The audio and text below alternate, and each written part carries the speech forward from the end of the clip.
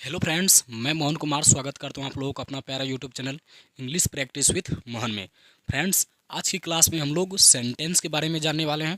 तो इससे पीछे एक क्लास हम ले चुके हैं, तो जो भी पीछे क्लास नहीं देखे हैं तो आप लोगों से रिक्वेस्ट है कि पीछे क्लास जाके ज़रूर देख लीजिएगा, क्योंकि मैंने बहुत ही बेसिक से जितना हो सकता है, जहाँ से इंग्लिश शुरुआत होता है, इंग्लिश क्या है, साउंड क्या है, लेटर क्या है, वर्ड क्या है, सेंटेंस क्या है, तो ये सभी कुछ जो है हम पूरा एक्सप्लेन कर चुके हैं। यानी बहुत ही अच्छा से हम लोग सीख चुके हैं। तो जो भी नहीं देखें आप लोग देख लीजिएगा। और हम बोले थे पीछे क्लास में कि हम लोग अब सेंटेंस से जानेंगे, तो ये हम यहाँ पे लिखेंगे। ये भी बेसिक्स ऑफ इंग्लिश यानी इंग्लिश का बेसिक ही है, जो कि हम लोग बहुत ही अच्छे से जानेंगे।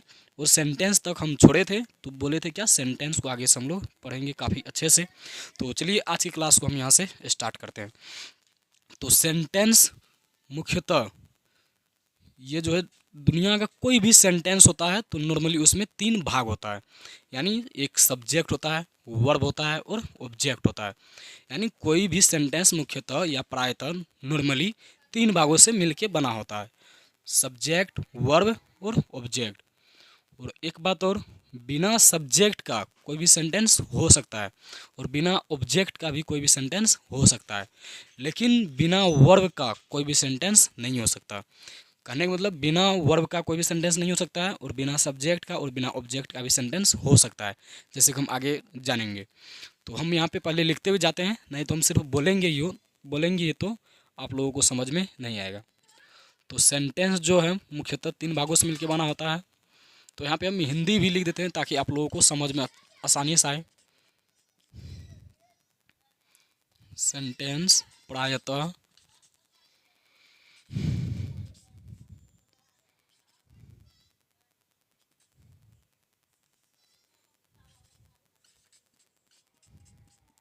तीन भागों से मिलकर बना होता है। कोई भी सेंटेंस को हम यहाँ पे लिख सकते थे, तो यहाँ पे हम सेंटेंस प्रायतः तीन भागों से मिलके बना होता है। तो पहला क्या होता है, एक होता है सब्जेक्ट, जिसको हम लोग कर्ता कहते हैं। दूसरा होता है वर्ब, जो क्रिया होता है, कोई भी एक्शन को, हैपनिंग को, पोजेशन को दिखाता है, पोजेशन को, ये वर्ब होता है, वर्ब। उसके बाद तीसरा होता है ऑब्जेक्ट, जो कि कर्म होता है। तो ये तीनों होगा, यही तीनों से नॉर्मली यही तीनों होता है। और इसका फॉर्मेट होता है कोई भी स्ट्रक्चर का, हम यहाँ पे लिख देते हैं। सब्जेक्ट पहले आता है, वर्ब, सब्जेक्ट के अकॉर्डिंग हमेशा वर्ब आएगा, जैसा सब्जेक्ट वैसा वर्ब, जो कि हम आगे बताएंगे अच्छे से। उसके बाद ऑब्जेक्ट, यानी कोई भी नॉर्मली स्ट्रक्चर होता है, क्या चीज़, सब्जेक्ट, वर्ब और ऑब्जेक्ट। तो अभी हम सिर्फ क्या बताए हैं, सेंटेंस के बारे में। कोई भी सेंटेंस मुख्यतः वो तीन भागों से मिलके बना होता है, सब्जेक्ट, वर्ब और ऑब्जेक्ट। और कोई भी सेंटेंस का नॉर्मली स्ट्रक्चर होता है, पहले सब्जेक्ट आता है, सब्जेक्ट के अकॉर्डिंग वर्ब आता है, और जो सेंटेंस में ऑब्जेक्ट होता है तो ऑब्जेक्ट आता है। और हम क्या बोले थे पहले, बिना सब्जेक्ट का और बिना ऑब्जेक्ट का कोई भी सेंटेंस हो सकता है, लेकिन बिना वर्ब का कोई भी सेंटेंस नहीं हो सकता।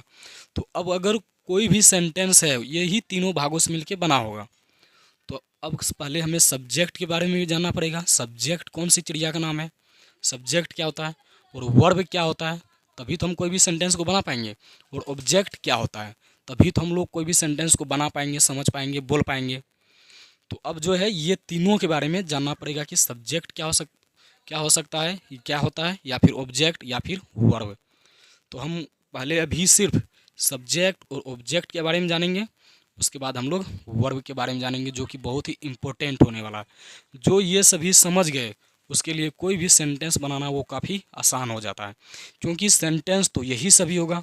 अगर हम यही सभी को अच्छा से निचोड़ करके यानी काफ़ी अच्छे से जान गए, ताकि आगे हम कोई भी सेंटेंस पढ़ेंगे तो वहाँ पे किसी को भी कोई भी डाउट नहीं होगा। और वो हम भरोसा दिलाते हैं कि अगर ये सभी क्लास कर लिए, ये सभी को अच्छा समझ गए और याद कर लिए, जहाँ पे जो भी याद करना होगा, तो उसको जो है कोई भी सेंटेंस दो दो स्ट्रक्चर हम बताएंगे, पॉजिटिव और नेगेटिव, बाद बाकी वो सभी आप लोग ही बनाएंगे। यानी और भी स्ट्रक्चर बना सकते हैं खुद से ही। तो हम अभी सिर्फ सब्जेक्ट और ऑब्जेक्ट के बारे में जानते हैं।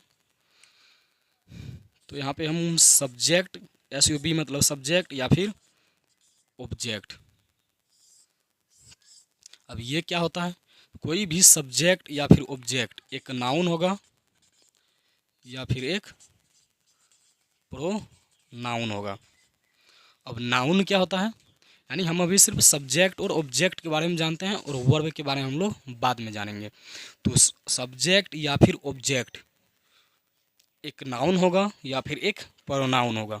अब नाउन क्या होता है, नाउन एक नेमिंग वर्ड होता है। हम इसके नीचे ही लिख देते हैं, नाउन एक नेमिंग वर्ड होता है। नेमिंग वर्ड कहने का मतलब दुनिया में जो भी चीज़ है, हर एक चीज़ का नाम है, चाहे वो दिखाई दे या दिखाई ना दे, छू सके या फिर ना छू सके, यानी हर एक चीज़ जिसका एक नाम है, और बिना नाम का तो कोई भी चीज़ है ही नहीं, कोई वस्तु है ही नहीं, तो वही क्या होता है, नाउन होता है। अभी सिंपल वे में ही, जैसे मार्कर हो गया, बोर्ड हो गया, लाइट हो गया, माइक हो गया, टी शर्ट हो गया, या कोई भी सामान हो गया, पंखा हो गया, कुर्सी हो गया, तो कोई भी चीज़ है तो उसका एक नाम है, वही नाउन ही, वही नाम ही क्या कहलाता है, एक नाउन होता है। वैसे अगर हम नाउन को पढ़ने के लिए बैठ जाए तो एक महीना भी कम पड़ता है कंपटीशन की दृष्टि से, कंपटीशन लेवल में इतना बड़ा नाउन टॉपिक होता है। लेकिन अभी नॉर्मली हम लोग जहाँ पे स्पीकिंग पर्पस से जो क्लास कर रहे हैं, वो सभी जो है इतना भी काफ़ी है कि नाउन एक नेमिंग वर्ड होता है, यानी दुनिया का कोई भी नाम है तो वह एक नाउन होगा, जिसे हम लोग हिंदी में क्या बोलते हैं, ये संज्ञा। और उसी का जिस तरह से संज्ञा होता है तो उसी तरह से ये उसी का इंग्लिश है नाउन, सेम। उसके बाद जिस तरह सर्वनाम होता है वही होता है प्रनाउन। तो सर्वनाम क्या होता है, यानी प्रनाउन क्या होता है, जब हम नाउन की रिपीटेशन को रोकते हैं, रोकने के लिए हम यूज करते हैं, तो वही क्या कहलाता है, प्रनाउन। यानी जो नाउन के जगह पे प्रयोग किए जाते हैं वो क्या कहलाता है, प्रनाउन। लेकिन हम नाउन के जगह पे प्रनाउन का यूज करें क्यों, तो आप लोग बताइए, तब तक हम यहाँ पे कुछ लिखते हैं। नाउन के जगह पे हम लोग प्रनाउन का यूज करते हैं, लेकिन नाउन के जगह पे प्रनाउन का यूज करें तो करें क्यों, ये सवाल रहा आप लोगों से, आप लोग बताइए। तब तक हम ये लिखते हैं, जो नाउन की रिपीटेशन को रोकता है, यानी in place of a noun, short में लिख सकते हम, या replacing word of a noun.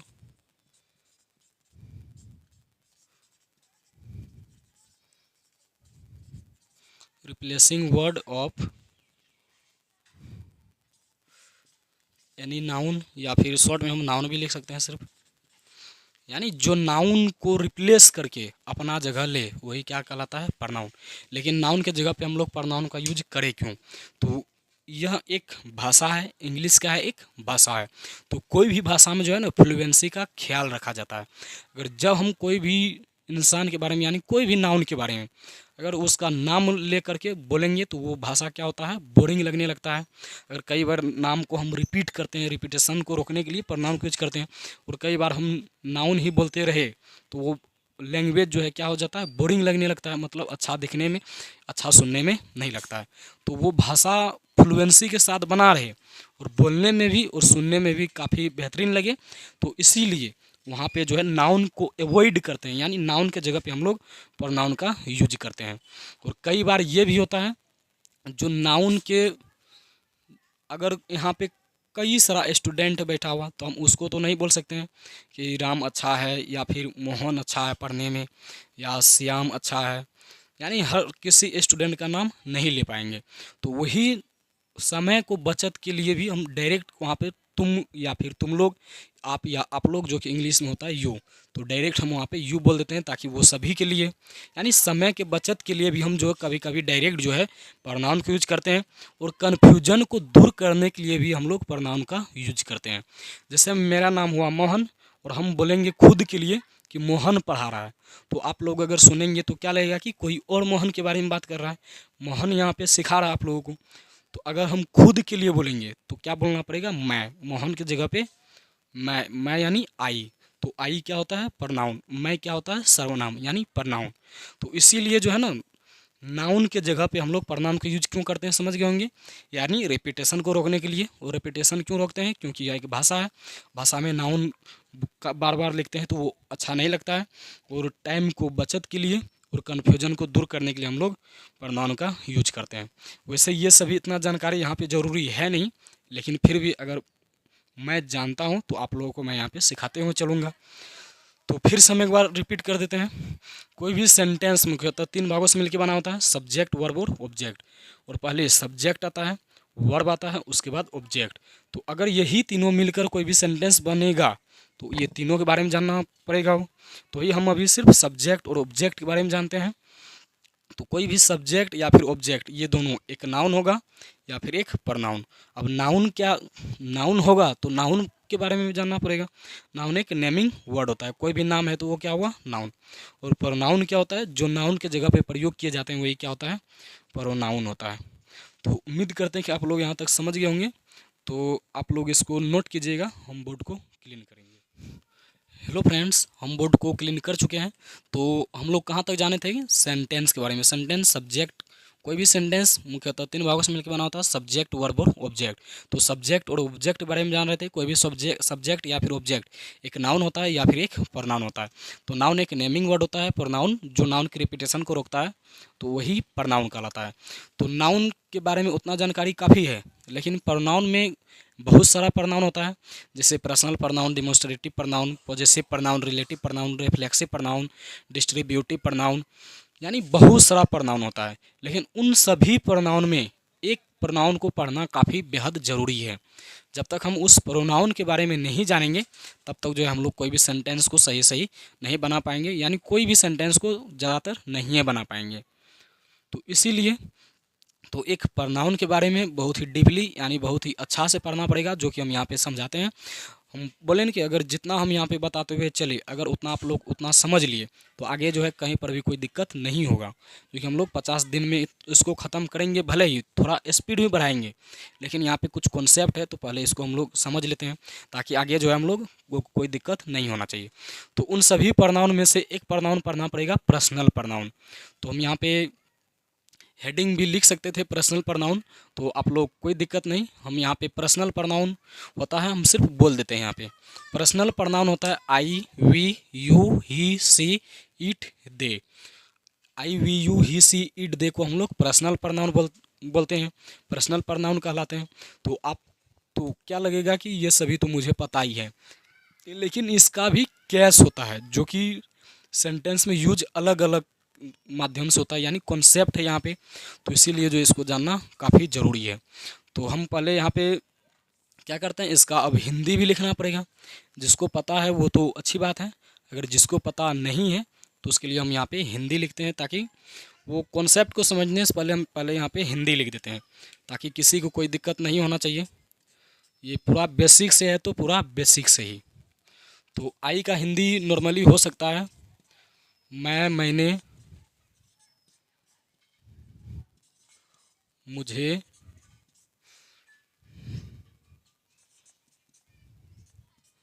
मेरा, मेरी।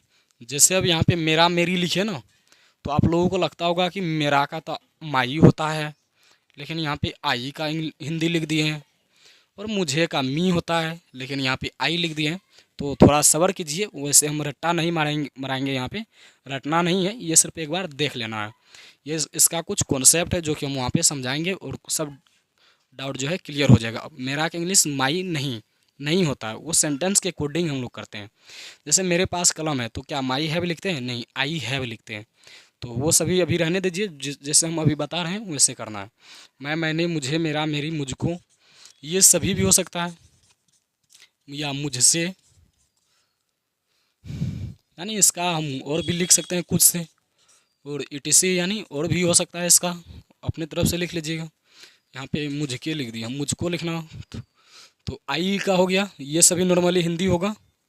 उसके बाद एक होता है वी। वी मतलब होता है हम या हम लोग, हम लोग, हम सब या हमारा,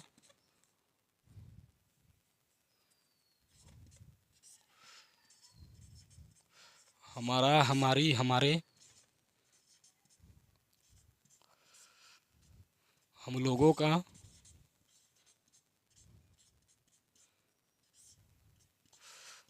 हम लोगों की, हम लोगों का, हम लोगों की, हम लोगों के, यानी और भी हो सकता है, हम सब भी होगा। ये हुआ आई वी। उसके बाद एक होता है यू। यू मतलब हुआ आप या आप लोग।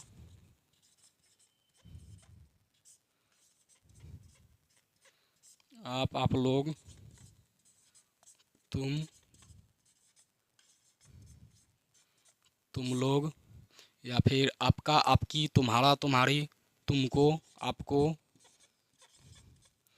आपका,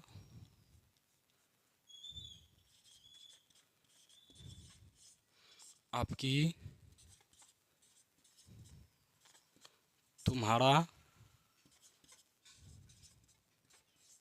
तुम्हारी, आपको, तुमको, ये सभी जो है और भी लिख सकते हैं हम इसी तरह से कई सारा। तो अगर इतना जिसको पता है तो वो सभी तो खुद ही भी लिख सकते हैं।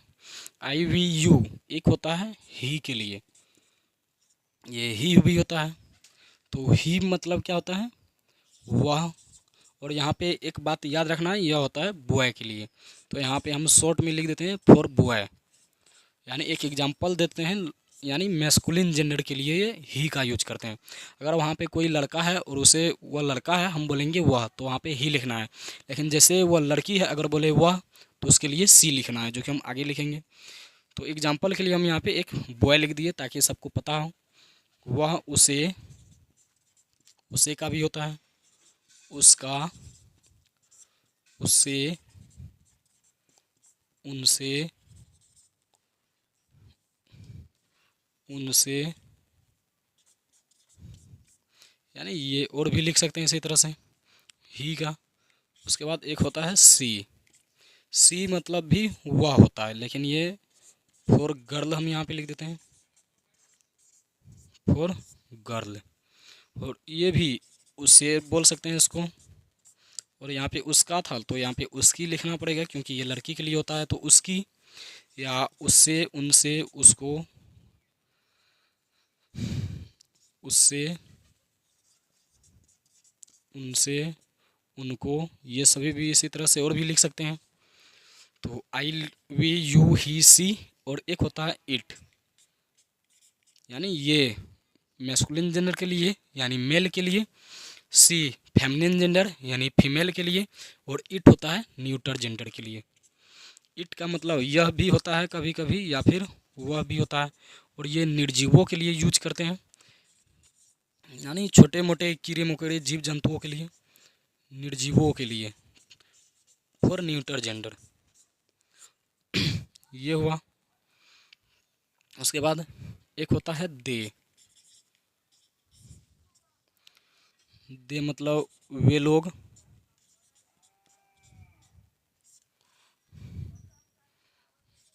उन लोगों का, उन लोगों का, उन लोगों की,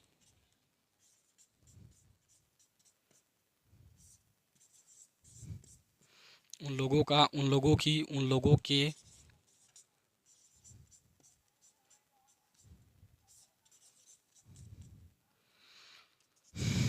उनका, उनकी, ऐसे भी लिख सकते थे। चलिए हम यहाँ पे लिख ही देते हैं, जगह है तो। उनका, यानी इसी तरह से जो है और भी हम कई सारा लिख सकते हैं। तो जैसे हम फिर से यहाँ पे एक बार और बता दें, ये ही सभी क्या होता है, प्रनाउन यानी पर्सनल प्रनाउन। प्रनाउन तो कई सारा होता है लेकिन ये सभी को जानना ज़रूरी होता है, तो इसलिए हम यहाँ पे हिंदी भी लिख दिए हैं, ताकि मैं चाहता हूँ कि किसी भी तरह के स्टूडेंट को कहीं पर भी एक भी डाउट नहीं होना चाहिए कि यहाँ पे मेरा का इंग्लिश क्या होता है। हालांकि सबको पता होगा कि मेरा का माई होता है, उसके बाद तुम्हारा का योर होता है, आपका का योर होता है। लेकिन ये सभी जो है हम लोगों को रटना नहीं है, सिर्फ एक बार जो है देख लेना, अगर ये रहेगा तो वो इसका कैस यानी कॉन्सेप्ट है यहाँ पे जो कि हम लोग बताएंगे। हम बताएंगे यहाँ पे, आप लोगों को यहाँ पे सीखना है। अगर जानते हैं तो आप लोग काफ़ी अच्छी बात है, तो जो नहीं जानते हैं उसके लिए हम यहाँ पे बताएंगे।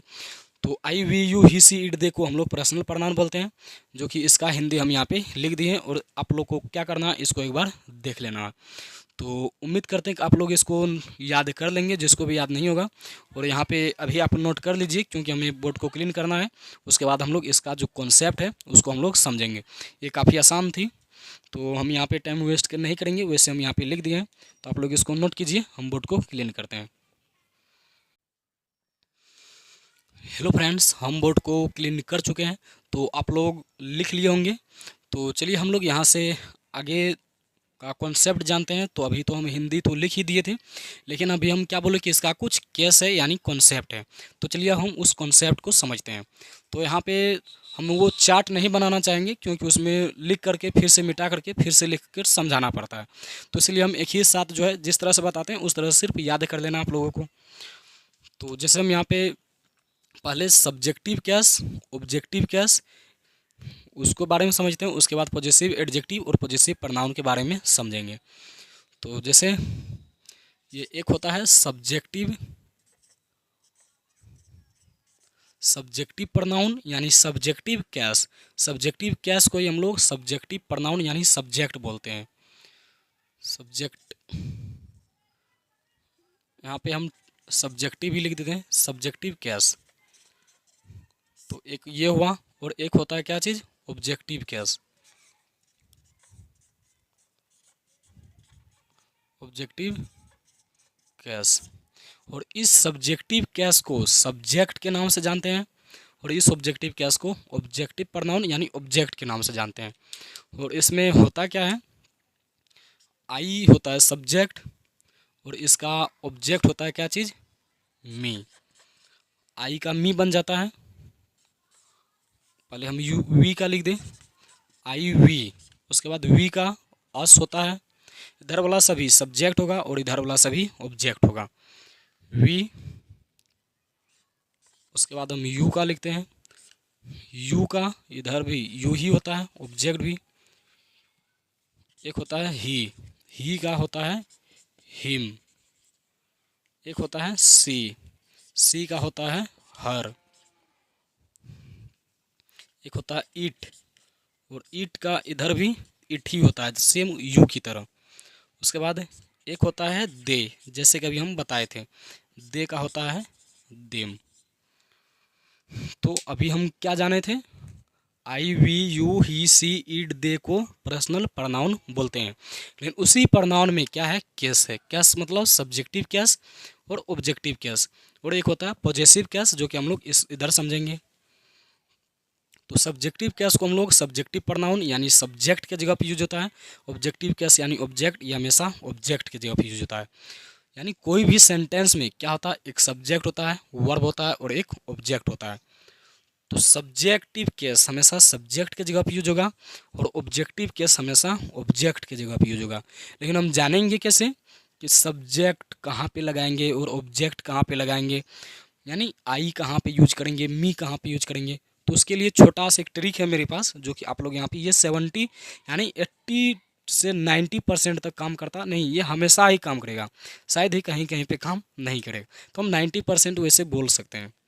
यानी जब भी कोई सेंटेंस में वर्ब हो या फिर प्रीपोजिशन हो, तो वर्ब और प्रीपोजिशन से पहले हमेशा सब्जेक्टिव केस का यूज करेंगे, और वर्ब और प्रीपोजिशन के बाद हमेशा ऑब्जेक्टिव केस का यूज करेंगे। यानी वर्ब और प्रीपोजिशन से पहले, वर्ब क्या होता है हम अभी जानेंगे, और प्रीपोजिशन क्या होता है, एक रिलेटिंग वर्ड होता है, जैसे में, पर, ऊपर, नीचे, ये सभी। जैसे हम लोग क्लास में हैं, और ये जैसे स्कूल में स्टूडेंट है, या फिर यहाँ जैसे बोर्ड पर हम लोग लिख रहे हैं, मोबाइल में जो होता है, में, पर, ऊपर, नीचे, पीछे, आगे, यानी के पीछे, बिहाइंड, बिसाइड्स, ये सभी क्या होता है, प्रीपोजिशन होता है, जो कि हम लोग आगे जान लेंगे कभी। यानी विथ होता है, इनटू होता है, इन होता है, ये सभी प्रीपोजिशन होता है। तो जब भी कई सेंटेंस में वर्ब आए या फिर प्रीपोजिशन आए, तो उससे पहले सब्जेक्टिव प्रोनाउन यानी लेफ्ट साइड सब्जेक्टिव प्रोनाउन, और राइट साइड यानी आगे वर्ब और प्रीपोजिशन के बाद हमेशा ऑब्जेक्ट, और वर्ब और प्रीपोजिशन के पहले हमेशा सब्जेक्ट। आसान है काफ़ी, जो कि हम लोग एग्जाम्पल के माध्यम से समझेंगे। पहले हम इसको जो है एक बॉक्स बना लेते हैं ताकि आगे भी लिखेंगे हम। तो इसको हम अलग कर देते हैं ऐसे करके, जो कि ये बहुत ही इम्पोर्टेंट होने वाला है, नहीं तो बहुत सारे स्टूडेंट को जो है प्रॉब्लम होता है कि कहाँ पे हम लोग किसका यूज करेंगे। तो यहाँ पे हम सब्जेक्टिव केस यानी सब्जेक्ट और ऑब्जेक्टिव केस ऑब्जेक्ट का यूज सीखे हैं। तो जैसे और एक केस बोले तो हम अभी एक पॉजेसिव केस, तो उसको भी हम लोग पहले लिखते हैं। तो इसको ऐसे करते हैं, चलिए हम यहीं पे लिखते हैं पॉजेसिव केस। और पॉजेसिव केस में दो होता है, एक होते हैं क्या चीज़, पॉजेसिव एडजेक्टिव।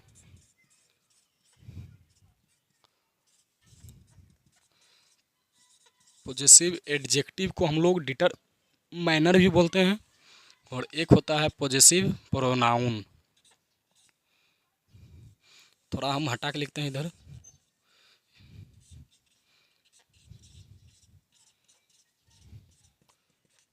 पॉजेसिव प्रोनाउन यानी एक हुआ पॉजेसिव एडजेक्टिव और एक हुआ पॉजेसिव प्रोनाउन। अब पॉजेसिव एडजेक्टिव क्या होता है और पॉजेसिव प्रोनाउन क्या होता है, इसी का केस होता है सभी का। तो एडजेक्टिव होता है माई और इसी का प्रोनाउन होता है क्या चीज़, माइन। उसके बाद वी का ये होता है आवर, पॉजेसिव एडजेक्टिव आवर, और इधर आवर्स। उसके बाद यू का होता है योर, और यहाँ पे योर्स। उसके बाद हिम का यहाँ पे होता है हीज, और यहाँ पे क्या करना है, यहाँ पे एस लगा रहे तो यहाँ पे डबल एस नहीं लिखेंगे, यहाँ पे हीज और हीज सेम ही होता है। उसके बाद सी का हर, ये ऑब्जेक्ट भी होता है, और हर जो है ये पॉजेसिव एडजेक्टिव भी होता है। हर इसका पॉजेसिव एडजेक्टिव भी है और पॉजेसिव ये ऑब्जेक्टिव केस भी। तो हर पॉजेसिव एडजेक्टिव और हर्स होता है क्या चीज़, हर्स पॉजेसिव प्रोनाउन। उसके बाद ईट का यहाँ पे ईट्स होता है, पॉजेसिव एडजेक्टिव ही ईट्स होता है, सभी में एस यहाँ पे लगा रहे थे प्रोनाउन में, लेकिन ईट वाला केस में क्या होता है, ईट्स यानी ईट में एस, ईट्स ही पॉजेसिव एडजेक्टिव होता है और पॉजेसिव प्रोनाउन इसका कुछ भी नहीं होता है, यानी नहीं होता है तो नहीं होता है। और दे का होता है यहाँ पे देयर, देयर THEIR, ये वाला देयर ना कि THERE, वो देयर दूसरा है। तो यहाँ पे देयर, तो यहाँ पे क्या हो जाएगा, इसमें भी हम लोग एस लिख देंगे, देयर्स। यानी possessive adjective my our your his her its their, और possessive pronoun mine ours yours his hers theirs, its का तो होता नहीं है। तो ये सभी क्या हुआ, पॉजेसिव एडजेक्टिव, और ये सभी पॉजेसिव प्रोनाउन। अब इसका यूज तो समझ ही गए कि सब्जेक्टिव केस है तो हमेशा सब्जेक्ट के जगह पे यूज करेंगे, और ये ऑब्जेक्टिव केस है तो हमेशा ऑब्जेक्ट के जगह पे यूज करेंगे। लेकिन पॉजेसिव एडजेक्टिव का यूज कहाँ पे करें और पॉजेसिव प्रोनाउन का यूज कहाँ पे करें, तो उसके लिए क्या करना है कि हम यहाँ पे एक छोटा सा बॉक्स बनाते हैं, इसमें इसको आसानी से समझने के लिए ये वाला, और हम यहाँ पे इसको भी ऐसे कर देते हैं। यानी ये सभी के बाद अगर हम लिखना चाहें उधर तो आएगा नहीं, हम जो है इधर ही लिख देते हैं, यानी इसके बाद। तो यहाँ पे हम यहीं पे लिख देते हैं इस बीच में, प्लस करके यहाँ पे क्या लिखना है, नाउन। नाउन मतलब कोई भी नाम, यानी ये सभी के बाद माई के जस्ट बाद कोई एक नाउन रहेगा। यानी अगर कोई नाउन है तो नाउन से पहले माई, यानी पॉजेसिव एडजेक्टिव के बाद हमेशा एक नाउन आएगा, और पॉजेसिव प्रोनाउन के बाद, इसके बाद, ये सभी के बाद कभी भी नाउन नहीं आएगा। यहाँ पे हम ऐसे कर दिए, यानी ये जो है पॉजेसिव एडजेक्टिव के बाद हमेशा एक नाउन आता है और पॉजेसिव प्रोनाउन के बाद कभी भी नाउन नहीं आता है। क्यों, क्योंकि ये एडजेक्टिव का भी काम करता है, यानी एडजेक्टिव है ही, और एडजेक्टिव को ही हम लोग डिटरमाइनर बोलते हैं, जो कि थप्पा लगाने का काम करता है, मतलब उसको फिक्स करता है। तो अगर कहीं पर भी थोड़ा सा भी डाउट है यहाँ पे फिर भी, तो आप लोग मुझसे कमेंट करके पूछ सकते हैं। वैसे मैं फिर से एक बार बता देता हूँ और इसका एग्जाम्पल के माध्यम से जो हम लोग नेक्स्ट क्लास में जानेंगे। क्योंकि ये सभी याद करने वाला है। अगर ये अभी याद रहेंगे तो उसके बाद हम लोग कई सारा एग्जाम्पल से समझेंगे कि ये सभी कॉन्सेप्ट क्या है। हालांकि अभी हम समझ सकते हैं, एग्जाम्पल नहीं दिए तो अगर हम एग्जाम्पल देना भी चाहे तो हम बहुत सारा एग्जाम्पल दे सकते हैं, लेकिन ये वीडियो जो है काफ़ी लंबी हो जाएगी, जो कि मुझे अपलोड करने में दिक्कत होता है। तो एक बार हम इसको शॉर्ट में समझ जाते हैं, उसके बाद हम लोग नेक्स्ट क्लास में जो है कई सारा एग्जाम्पल से इस कॉन्सेप्ट को काफ़ी अच्छा से जानेंगे, समझेंगे। लेकिन उससे पहले मैं चाहूँगा कि आप लोग इसको याद करके आए। ये बहुत ही इम्पोर्टेंट है, इसको कोई हल्के में भी मत लीजिएगा। तो हम इसको समझते हैं एक बार। यानी ये पर्सनल प्रोनाउन का केस है। I we you he she it, देखो पर्सनल प्रोनाउन या फिर सब्जेक्टिव केस। यानी सब्जेक्टिव केस हमेशा सब्जेक्ट के जगह यूज होगा, ऑब्जेक्टिव केस हमेशा ऑब्जेक्ट की जगह पे। तो ये करेंगे यूज कैसे, वर्ब और प्रीपोजिशन से पहले हमेशा सब्जेक्टिव केस का यूज करेंगे, और वर्ब और प्रीपोजिशन के बाद नॉर्मली हम लोग ऑब्जेक्टिव केस का यूज करेंगे। उसके बाद पॉजेसिव केस में संबंध जो दिखाते हैं, तो इसमें दो होता है, एक पॉजेसिव एडजेक्टिव होते हैं और एक पॉजेसिव प्रोनाउन होता है। तो पॉजेसिव एडजेक्टिव के बाद, ये सभी के बाद हमेशा एक नाउन आएगा ही, और पॉजेसिव प्रोनाउन के बाद कभी भी नाउन नहीं आएगा। अगर माई के बाद कोई नाउन है तो वो सही है, माई के बाद नाउन आता है, लेकिन माइन के बाद अगर कोई कहीं पे नाउन है तो वो सेंटेंस आंख बंद करके हम लोग बोल देंगे कि वो सेंटेंस क्या है, गलत है। तो उम्मीद करते हैं कि ये कॉन्सेप्ट को आप सभी समझ गए होंगे काफ़ी अच्छे से, काफ़ी बेहतरीन ढंग से, जो कि मैंने यहाँ पे सिर्फ समझाया है। और इसको और भी हम लोग अच्छे से एग्जाम्पल के माध्यम से समझेंगे तो और भी अच्छा होगा, जो कि हम लोग नेक्स्ट क्लास में जानेंगे। तो आज की क्लास में इतना ही। अगर आप लोगों को मेरा ये सिखाने का तरीका, समझाने का तरीका पसंद आता है तो चैनल को सब्सक्राइब कीजिएगा और अपने दोस्तों के पास शेयर जरूर कीजिएगा। मिलते हैं हम लोग नेक्स्ट क्लास में।